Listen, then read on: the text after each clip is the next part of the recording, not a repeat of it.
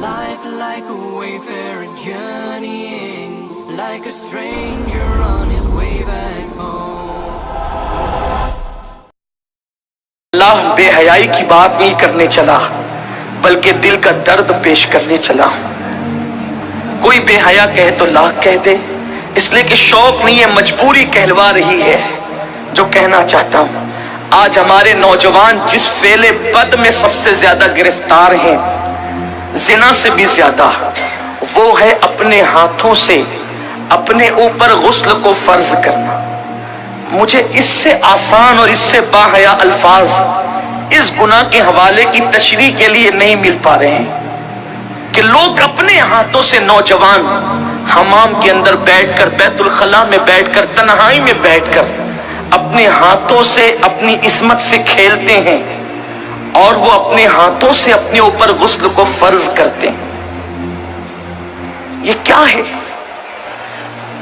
اللہ کے رسول صلی اللہ علیہ وآلہ وسلم فرماتے کہ جو اپنے ہاتھوں سے اپنی شرمگاہوں سے کھیل کر اپنے اوپر غسل لازم کریں، آقا فرماتے اللہ کی، سارے فرشتوں کی اور مجھ محمد کی اس پہ لعنت ہو.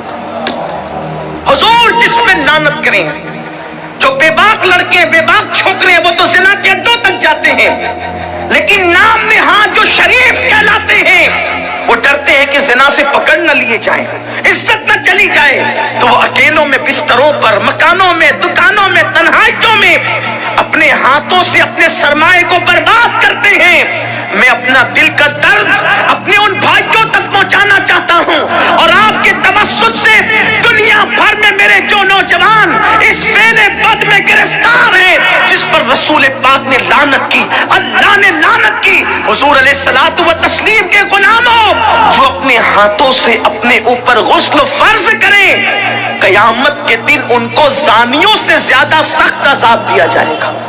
زنا کرنے والوں سے بدترین عذاب ان لوگوں کو دیا جائے گا. اور میرے آقا علیہ السلام فرماتے ہیں قیامت کے دن کچھ لوگ ایسے ہوں گے جن کے ہاتھ حاملہ ہوں گے، ہاتھوں پر حمل کے آثار ہوں گے. صحابہ نے عرض کی یا رسول اللہ، لوگوں کے، مردوں کے ہاتھ حاملہ ہوں گے؟ آقا فرماتے ہیں ہاں، جنہوں نے اپنے ہاتھوں سے اپنے اوپر غسل فرض کیا ہوگا. اشاروں کی زبان میں اس کا مفہوم عرض کر رہا ہوں. قیامت کے دن وہ اس حالت میں اٹھیں گے کہ ان کے ہاتھ حاملہ ہوں گے. اور یاد رکھنا، ایسا کرنے والے ان کے چہروں پر پھٹکار برستی ہے، آنکھوں کے ارد گرد کالے کالے ہلکے پڑ جاتے ہیں، گڑے پڑ جاتے ہیں، آنکھیں اندر کو دھس جاتی ہے، زندہ رہ کر بھی انسان مردہ نظر آتا ہے. اور اگر 1 مہینے تک یہ فعل بد کر لیا، ساری زندگی اس کی عادت پڑ جاتی ہے. ایک وقت تو وہ آتا ہے کہ انسان شادی کے قابل نہیں رہ جاتا. جب ماں باپ شادی کا پلان پیش کرتے ہیں، ادھر منہ چھپا رہا ہے، ادھر منہ چھپا رہا ہے، گویا کہ اپنی زندگی کو تباہ کر چکا ہے، برباد کر چکا ہے. سنی دعوت اسلامی کے اجتماع میں آنے والوں، وقت کے اختصار کو ملحوظ رکھتے ہوئے بس اتنا پیغام آپ کو دے دوں، اگر آج سے پہلے کسی نے اپنے ہاتھوں اپنے اوپر غسل فرض کر کے حضور کی لعنت مول لی ہے، اللہ اس کے رسول کی لعنت کا وہ شکار ہوا ہے، اللہ اکبر، تو وہ آج اس سنی اجتماع میں سچی توبہ کرے. اس لیے کہ توبہ انسان کی زندگی کو بدل دیتی ہے. یہ توبہ ہی ہے جس نے فضیل ابن عیاض کو اولیاء کا تاجدار بنایا. یہ توبہ ہی ہے جس نے بشر حافی کو بغداد کے میخانے سے نکال کر کعبے کا مجاور بنایا اور 2 لاکھ حدیثوں کا حافظ بنا دیا. یہ توبہ ہی ہے جو انسان کو بہت بلند مرتبے تک لے جاتی ہے. آج سچی توبہ کر لیں، اس لیے کہ توبہ کرو گے نجات. یہ توبہ ہی ہے جو انسان کو بہت بلند مرتبے تک لے جاتی ہے. آج سچی توبہ کر لیں، اس لیے کہ توبہ کرو گے نجات. انشاءاللہ نہ گناہ کریں گے نہ گناہ کرنے دیں گے.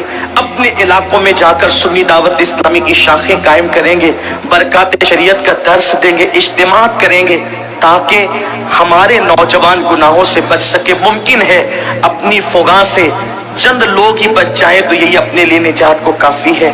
اللہ تبارک و تعالیٰ سے دعا ہے